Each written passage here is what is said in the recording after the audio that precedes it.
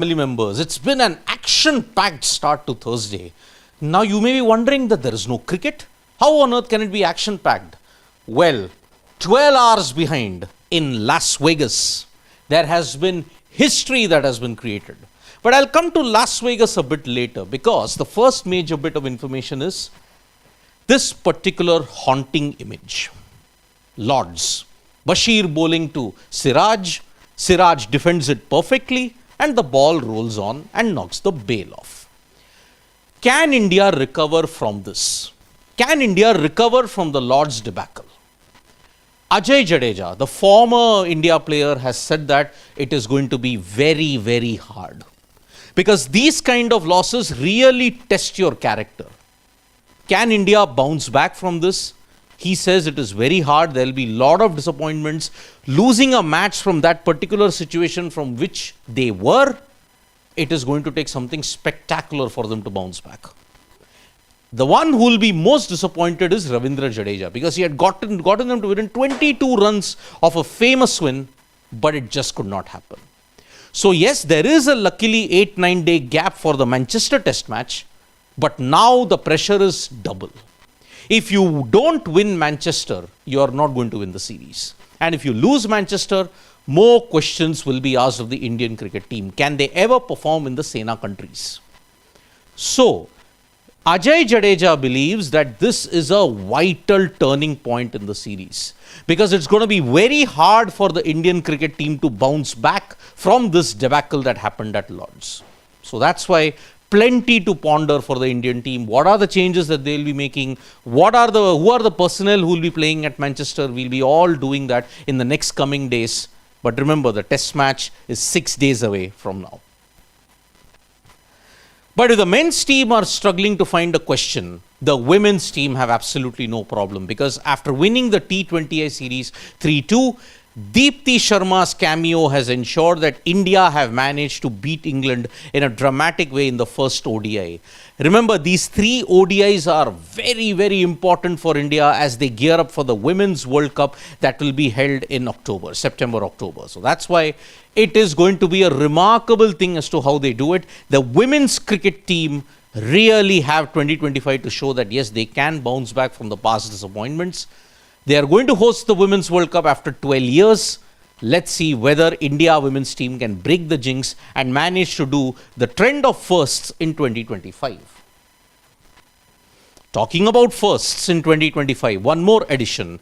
Bangladesh have managed to beat Sri Lanka in the third T20I in Colombo, and because of that, they have managed to win a series for the very first time against Sri Lanka, T20I series against them for the very first time. And that's why it is a remarkable achievement for the Bangladesh team who have ended their tour of Sri Lanka on an absolute high. They lost the tests 1-0. They lost the ODI series 2-1. Here they have won the T20I series 2-1. More cricket because in the ongoing Zimbabwe tri-series, New Zealand have managed to beat South Africa, a very young South African side, and New Zealand have made their statement of intent in the tri-series. Remember, Zimbabwe, South Africa and New Zealand are the teams that are going to play this tri-series. After this, New Zealand will play 2 tests against Zimbabwe. So that is how this has started out in the tri-series tournament as well. But now it is turn for history. Praggnanandhaa and Arjun Erigaisi have managed to qualify for the knockouts of the Las Vegas Grand Slam freestyle event. And what is more sweeter than all of this, the GOAT, Magnus Carlsen, has been eliminated. He cannot win Las Vegas freestyle because this format is such. You've got 2 groups. Top 4 in each group go through. Carlsen in one group finished 5th. I lost out on tiebreakers in one of the most enthralling endgame pieces that you'll ever see against Levon Aronian. So, the one who won Paris and Karlsruhe, he's gone.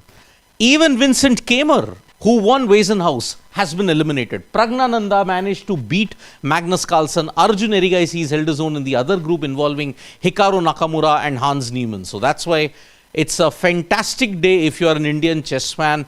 Praggnanandhaa has managed to beat Carlsen and Carlsen has been eliminated. Praggnanandhaa stopped his group and he's in the quarterfinals along with Arjun Erigaisi. So, it's a double whammy for the GOAT.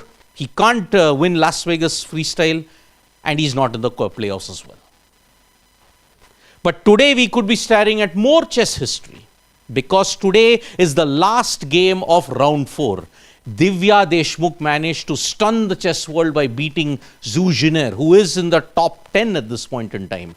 Divya has managed to beat a grandmaster, but all the other 3, Vaishali Ramesh Babu, Koneru Hampi, Harika Dronavalli, they drew their games, and today they will be hoping to win theirs respectively. Remember, if Divya draws her game today, she's in the quarterfinals. If all the other 3 win their games, they will be in the quarterfinal. So 4 out of 8 players could be Indians in the quarterfinals, and that only increases the chances of winning the World Cup, as well as ensuring they get into the candidates as well. But if you are an Indian badminton fan, look away, because the Japan Open 750 has culminated into a disaster after PV Sindhu exited in the first round along with Unnati Huda. Lakshya Sen today got eliminated by Kodai Naroka, and more worryingly, Satvik Sairaj, Rankireddy and Chirag Shetty have also been eliminated. The only one who is still alive, the only Indian presence in the Japan Open is Anupama Upadhyay, and if she wins that, she'll be the only Indian in the fray, but it looks very, very difficult at this stage. So yes, today you are staring at chess history, and in the night, you could very well see more history in the Women's Chess World Cup as well. Thank you so much, folks, for joining us for this update. Subscribe to Sports